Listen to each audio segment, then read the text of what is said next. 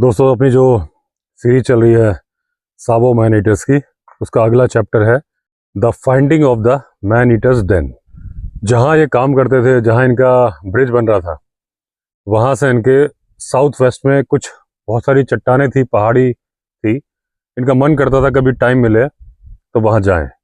एक दिन इनका काम रुक गया क्योंकि उस दिन इनके पास मटेरियल नहीं था।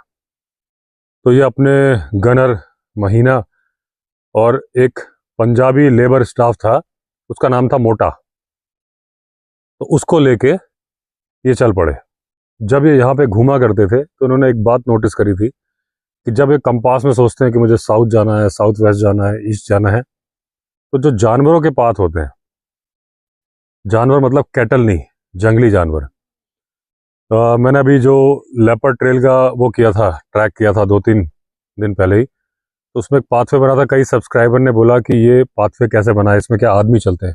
आदमी नहीं चलते, कैटल भी नहीं चलते, जंगली जानवर भी चलते हैं तो उसका पाथवे बन जाता है। क्योंकि डियर चलते हैं, लेपर्ड चलता है, तो घास और रेगुलर उनका रूट होता है, दिन में 5 बार जाते हैं। आज सुबह भी यहाँ पे काफ़ी डियर को दौड़ा रहा था, आवाज़ हो रही थी। जब तक मैंने रिकॉर्ड करने की कोशिश करी तो बंद हो गया था। तो वो जो जंगली जानवर चलते हैं उनका भी पाथवे बन जाता है जंगल में। तो ये इनको जिस भी डायरेक्शन में जाना होता था कंपास से, ये देखते थे कि इनको एक, इन्होंने सोचा भाई साउथ जाना है, तो देखते थे एक पाथवे बना है, उस पाथवे को पकड़ते थे तो वहाँ पहुँच जाते थे। इस बार भी ऐसा ही हुआ कि ये एक जगह जाके फंस गए, कोई रास्ता नहीं मिल रहा था। लेकिन राइनो, गेंडा जो चलता है, वो पाथ मिल गया। अब इतना भारी भरकम जानवर है, जहाँ से चलेगा। हाथी तो जहाँ चलते हैं अच्छा खासा रोड बन जाता है, ऐसा लगता है किसी ने फावड़ा लेके बनाया। तो राइनो के चलने का जो पाथवे बना था वो इनको दिख गया, और जब उस डायरेक्शन को लिया तो ये जहाँ फंसे थे वहां से निकल गए। अब एक पहाड़ी नाले को क्रॉस करके जा रहे थे, रेत वेत थी, तो देखा कि काफी बड़ा सा एक बीच बना हुआ है, जो सी बीच टाइप का होता है वैसा रेत का, और उस पर सूरज की रोशनी पड़ रही थी तो चमक रहा था। अब जब वो सैंडी बीच था, वहां पे इनको बहुत सारे हीरे टाइप के चमकते हुए दिख रहे थे। इनको लगा कि पक्का कुछ ना कुछ है यहाँ पे, तो अपने जो इनका शिकार वाला चक्कू था उससे इन्होंने खोदना शुरू किया, तो एक डायमंड निकल आया। जो दोस्तों, अफ्रीका में भी डायमंड निकलते हैं, और इंडिया में केवल एक ही जगह पे निकलते हैं, वो है पन्ना, मध्य प्रदेश में। वहाँ मैं बहुत साल रहा हूँ पन्ना में। डायमंड माइंस होती हैं गवर्नमेंट की, तो एक ही दो डायमंड माइंस है, बड़ी है वो, तो उसमें मशीनों से काम होता है। जैसे एक थी मचगवा, उसमें बहुत बड़ी सी खदान थी, उसमें ट्रक जो डंपर नीचे जाते थे वो चींटी के आकार के दिखते थे ऊपर से। लेकिन जो प्राइवेट डायमंड माइंस अगर आप किराए पे लेना चाहते हो पन्ना में, तब 200 रुपये का रेट था, अब 300-400 का होगा ज़्यादा से ज़्यादा। तो आपको 3 महीने के लिए एक सर्टेन एरिया, काफ़ी बड़ा सा एरिया, मुझे उसका नाप एग्जैक्टली याद नहीं है, 300-400 रुपये मिल जाएगा किराए पे। आज भी पन्ना में कलेक्ट्रेट में आपको एप्लीकेशन देनी है, मिल जाता है। फिर आपको खुद खुदाई करनी है, लेबर स्टाफ लगाना है, और खुदाई के बाद जो हीरा निकलेगा वो आपको जमा करना है कलेक्ट्रेट में। वो शायद 20-30% गवर्नमेंट रखेगी, बाकी 70% आपको मिल जाएगा। ऑक्शन भी गवर्नमेंट ही करेगी। सर्टेन डेट होती है महीने में, जिस दिन ऑक्शन होता है।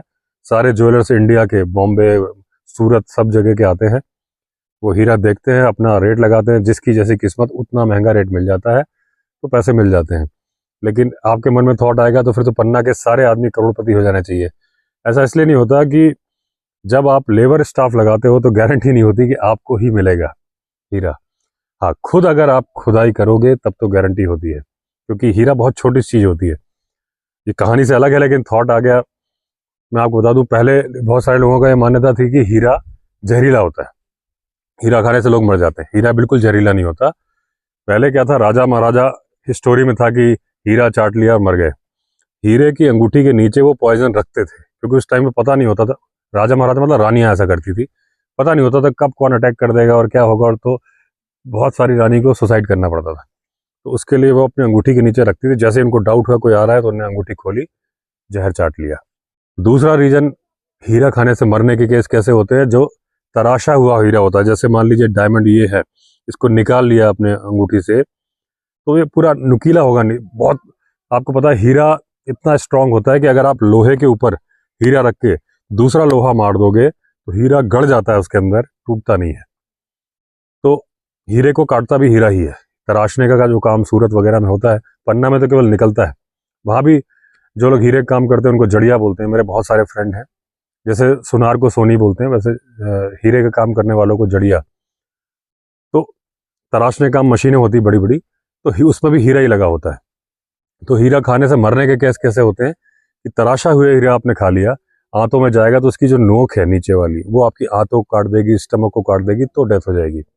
अदरवाइज हीरा खाने से किसी की डेथ नहीं होती। और कुछ लोग जो चोरी करते हैं हीरे की, कि वो क्या करते हैं कि जो अगर कोई आदमी लगाए कि भाई मैं खदान ले लूँ और दूसरों से काम कराऊँ, तो ज़्यादातर लोग ईमानदार हैं, कोई कोई नहीं भी होता है। जो ईमानदार नहीं होते उनकी टेक्निक क्या होती है कि देखा उन्हें हीरा देख लिया, अब जो जिसने खदान लीज पे ली है वो देख रहा है, थोड़ा वो तो हर वक्त तो निगाह नहीं रखेगा ना, थोड़ा तो इधर उधर जाएगी निगाह, उतनी देर में मुंह में डाल लिया, सुबह पॉटी में निकल आता है उसको धो लिया, स्मगलिंग हो गई। ये टेक्निक मुझे किसी ने बताई थी कि लोग ऐसा करते हैं, इसलिए प्रॉफिट नहीं होता सबको, लेकिन बहुत सारे लोग हैं जो विद फैमिली लगते हैं, खदान किराए पे ली और अपना वहीं खुदाई करना शुरू कर दिया, तो उनको बहुत प्रॉफिट होता है। अक्सर आप न्यूज़ में देखोगे कि एक लेबर स्टाफ को करोड़ों का हीरा मिल गया, ऐसे पन्ना में अक्सर न्यूज़ आती रहती है। अब वापस स्टोरी में आई, हीरे का मैंने बहुत फैक्ट बता दिया, तो इनको भी हीरा मिल गया और इतना साफ सुथरा हीरा था। हालांकि जब हीरा निकलता है तो शाइन नहीं मारता, रेत के पत्थर की तरह होता है, मैंने निकलता वो देखा है बहुत। तो लेकिन इसमें जो वो ये बता रहा है कि ऐसा चमक रहा था जैसे कि एम्स्टर्डम के मार्केट से तराशा गया हो। अब इन्होंने देखा चमकते हुए तो वो क्वार्ट्ज था, तो फिर भी इनको क्वार्ट्ज भी अच्छी खासी महंगी चीज़ है, तो इनको बड़ी खुशी हुई। अब इनको बड़े ख्वाब आ गए कि यहाँ तो हीरा भी निकलेगा, मैं इस खदान का मालिक बन जाऊंगा। लेकिन जब इन्होंने टेस्ट कराया तो वो हीरा नहीं था। जैसा मैंने पहले बताया कि जो हीरा है वो चमकता नहीं है, हीरा रेत के पत्थर की तरह दिखता है, चमकने वाला हीरा नहीं होगा, तराशने के बाद चमकता है। अब इनके मन में जो थॉट आया था कि मैं अचानक से करोड़पति अरबपति बन जाऊंगा, वो सारे सपने चकनाचूर हो गए। अब जब सपने चकनाचूर हो गए तो इन्होंने कहा चल भाई वहीं चलते हैं जहाँ जा रहे थे। अब थोड़ा आगे चले तो एक रवीन के पास में इन्होंने देखा कि एक राइनो खड़ा हुआ है। अब इसके पहले कि निशाना मारते, उसने भी नोटिस कर लिया था इनको, जोर से आवाज करता हुआ झाड़ियों में गायब हो गया। अभी आगे चलते गए तो वहां पे बहुत सारे रास्ते थे राइनो और हिप्पो के चलने के। दोनों के पैर आप देखोगे ना तो हाथी की तरह पैर होते हैं राइनो और हिप्पो के, उतने बड़े नहीं लेकिन डिजाइन वही होता है। अब थोड़ा रेतीली सी जमीन आ गई जहां ये चले तो देखा तो राइनो और हिप्पो के निशान नहीं, बहुत सारे जानवरों के निशान थे। वहाँ पहचानना मुश्किल हो रहा था कि कौन कौन से जानवर यहाँ से गए हैं। अब थोड़ा आगे गए तो इनको आदमियों की हड्डियां मिलनी शुरू हो गई, और थोड़ा आगे देखा तो तांबे की चूड़ियां। ये समझ गए कि जिन मैन ईटर्स को इन्होंने मारा है ये उनकी गुफा थी, यहाँ वो आदमियों को खाते थे और जिनको कि राक्षस बोला जाता था।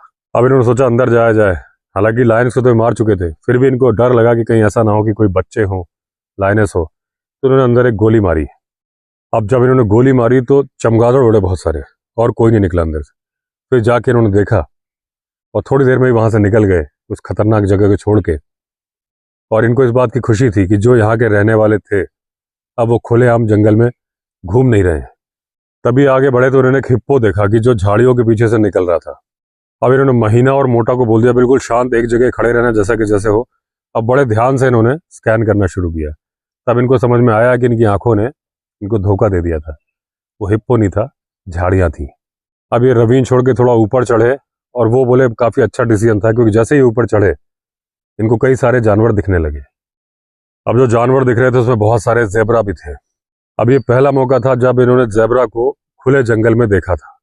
अब उस जेबरा के झुंड में इन्होंने सबसे बड़ा वाला छाटा, गोली मार दी, वो ऑन द स्पॉट गिर गया और मर गया। अब बोले जब ये उसके पास खड़े हुए सुंदर जानवर के पास, इनको बड़ा अफसोस हो रहा था कि इन्होंने उसको मार दिया। अब जब तक ये रोकते तब तक मोटा भागा और चाकू से उसने हलाल कर दिया उसको और बोला अब ये हराम नहीं है, अब ये हलाल हो गया खाने के लिए। क्योंकि मोटा प्रॉफिट का फॉलोअर था, यानी कि मुस्लिम था। अब ये बोलते हैं कोई भी मुस्लिम मांस नहीं खाता जब तक कि गले में एक खास जगह से उसको काटा ना जाए और उसका खून बाहर ना निकल आए। अब ये बोले कि मुझे इस बात से काफ़ी गुस्सा आता है कि जैसे ही मुस्लिम्स होते हैं भागते हैं, शिकार होता है और उसकी गर्दन काट देते हैं, और वो फिर वो जो उसकी बॉडी है वो ट्रॉफी की तरह से यूज़ करने लायक नहीं रहती। अब इन्होंने जेबरा की खाल उतार ली, तब तक में अंधेरा हो गया था, तो एक इन्होंने अच्छा सा पेड़ देखा जिसमें रात गुजार सकते थे। अब इन्होंने बॉनफायर जला उसके नीचे, और जो कुछ पक्षी इन्होंने मारे थे, तो कुछ पक्षी टाइप के, जंगली मुर्गे टाइप के मारे थे, वो उन्होंने भूने और खाए, उनको काफ़ी स्वादिष्ट लगे। अब ये ऊपर सोए ये और महीना, लेकिन मोटा बोलता है मैं तो नीचे ही सोऊंगा, मुझे किसी का डर नहीं है। लेकिन मोटा की हिम्मत थोड़ी देर में जवाब दे गई। रात को एक राइनो निकला पास से, जैसे ही वो गरजा ये बंदर की तरह से ऊपर चढ़ा, और जब तक इन लोगों के ऊपर नहीं चढ़ गया तब तक रुका नहीं, और बंदर की तरह ही रात भर बैठा रहा। और तो ये बहुत जोर से हंसे कि बोल रहा था मुझे किसी का डर नहीं है। 2 सेकंड में सारी हिम्मत काफूर हो गई। अब इनके स्टाफ जब खाना वगैरह बना रहे थे तो इन्होंने वही जो चट्टाने जो सावों से देखते थे कि जहां मुझे जाना है वहां उस तरफ को बढ़ चले। अब इनको कुछ पैरों के निशान मिल रहे थे और ज्यादा तो कुछ मिल नहीं रहा था, लेकिन थोड़ा आगे गए तो इन्होंने देखा कि एक लेपर्ड जो है चट्टान में बैठ के आराम कर रहा है। अब जब तक ये निशाना लेते वैसे ही ये आवाज करते हुए चल रहे थे, इनको आइडिया नहीं था कि यहाँ लेपर्ड मिलने वाला है। तो जैसे ही इन्होंने निशाना लिया, वो तो वैसे ही बहुत चालाक जानवर होता है, वो गायब हो गया। और इनके पास इतना ज़्यादा टाइम था नहीं कि और ज़्यादा चट्टाने एक्सप्लोर करते।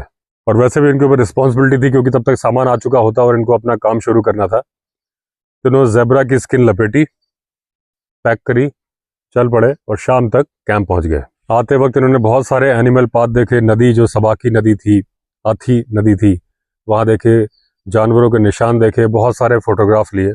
इनकी किस्मत खराब थी कि क्योंकि उस टाइम पे रोल चलता था, camera roll, black and white, तो उसका निगेटिव जो है खराब हो गया। उसमें जरा सी भी रोशनी कहीं से लग जाए तो खराब हो जाता था, तो बहुत सारे रोल खराब हो गए। अब ये बोल रहे हैं कि आथी रिवर में पहुंचने का जो सबसे शॉर्टकट तरीका था, नॉर्थ वेस्ट जो था सावो से जंगल, उसमें चलते जाओ तो आथी रिवर पहुंच जाओगे। और जब आप जंगल में पहुंचते थे तो एक राइनो पाथ था, क्योंकि राइनो भी नदी की तरफ जाते थे, उस पर चलते चले जाओ, सीधे नदी पे ही पहुंचोगे। अब एक बार क्या हुआ, इनके कुछ गेस्ट आए थे जो उनको इन्होंने कहा कि नदी किनारे रहोगे, बोले हाँ, तो उनको लेके जा रहे थे, तो इन्होंने वही राइनो पाथ लिया। तो हालांकि काफ़ी लंबा था, घूमते घूमते, और इनको कई वाटर बक और दूसरे बक्स जो हिरण वगैरह मिले, ग्लिम्स मिले, थोड़ा लंबा था, लेकिन देखा कि वो पहुंचा नदी पर ही। अब इनके दोस्तों ने रात गुजारी नदी के किनारे ही, लेकिन रात को फिर वही हुआ, राइनो आया और जोर से दहाड़ा, तो इनका मजा डर में बदल गया। अब इनके दोस्तों को कोई शिकार भी नहीं मिला था, तो सब जब नाश्ता कर रहे थे दुखी थे, तो एक बार ये निकल गए, क्या पता एक बार अपना लक ट्राई करें और कुछ इनको मिल जाए। अब इनको एक डियर दिखा, लेकिन वो पानी में डूबा हुआ था, सिर्फ उसकी गर्दन बाहर निकली थी। तो इन्होंने 1 सेकंड के लिए एम लिया, जैसे इन्होंने गोली मारी वो गायब हो गया। इनको लगा कि इन्होंने शॉट मिस कर दिया। अब इन्होंने दोबारा बंदूक लोड करी और चल पड़े वहां पे, लेकिन जब वहां गए तो इनकी खुशी का ठिकाना नहीं रहा, क्योंकि पहले वाली गोली ने ही उस डियर को मार दिया था। अब इन्होंने 2 लेबर स्टाफ बुलाया और डंडे में टांगा और लेके आए। तो जिनके जो दोस्त थे जो बड़े दुखी थे, नाश्ता कर रहे थे, कुछ नहीं मिला, वो देखते ही बड़े खुश हो गए। अब उसी को इन्होंने रोस्ट करके खाया और इनके सारे दोस्तों के साथ अपनी जो वर्क साइट थी सावो में, वहां आ गए। अब इनके दोस्त दोबारा आए, सी रोशन सावो में दोबारा आए। अब ये लोग वरांडे में बैठे थे, तभी इनका एक चौकीदार था मियाँ, तो इन्होंने कहा लालटेन लेके आओ, कहीं सांप वगैरह ना हो। तो जैसे ही वो आगे चला, लालटेन लेके जोर से चिल्लाया, अरे मालिक बड़ा सांप है। इन्होंने कहा कहाँ? वो बोला यहाँ बिस्तर में। तो ये बोले जल्दी से मेरी बंदूक लेके आओ। अब जब ये अंदर गए तो रेड स्नेक था, करीब 7 फुट लंबा, इनके बेड पे बैठ के इनको देख रहा था। अब उन्होंने एम लिया और गोली मार दी। उसका जो पूंछ थी वो वहीं रह गई और ऊपर का हिस्सा उड़ गया, टेंट में बिखर गया। अब रोशन ने इसको उठाया और लेके रोशनी में आ गए। अब उन्होंने डंडे से दबाया, उसके जो फैंग्स होते हैं, जो जहरीले दांत होते हैं, तो देखा दबाने से जहर बाहर निकला। अब एक इंडियन बाबू, यानी क्लर्क को बाबू बोलते हैं, वो वहां खड़ा था। जैसे ही वो जहर उछला, उसके पास तक आया, वो इतना डर गया कि उसने अपना एक एक कपड़ा उतार के फेंक दिया कि कहीं कोई जहर टच ना हो जाए उसे। अब ये लोग हंस रहे थे कि इनको पता था कि वो जहर बहुत जहरीला है, लेकिन वो तब काम करता है जब वो खून में मिल जाए, कट में आए। ऐसे अगर बॉडी पे रब कर दो तो वो जहर काम नहीं करता। तो इन्होंने देखा कि उसका नाम कोई नहीं बता पा रहा था, वो सांप कौन सा था। तो इस तरह से ये चैप्टर खत्म हुआ कि जो इनकी वाइल्ड लाइफ स्टोरीज हैं। अगला चैप्टर होगा अनसक्सेसफुल राइनो हंट। तो चलिए दोस्तों, अगर आपने चैनल सब्सक्राइब नहीं किया है तो चैनल सब्सक्राइब कर दीजिए। फिर मिलते हैं अगले वीडियो में, तब तक के लिए all the best. Vande Mataram.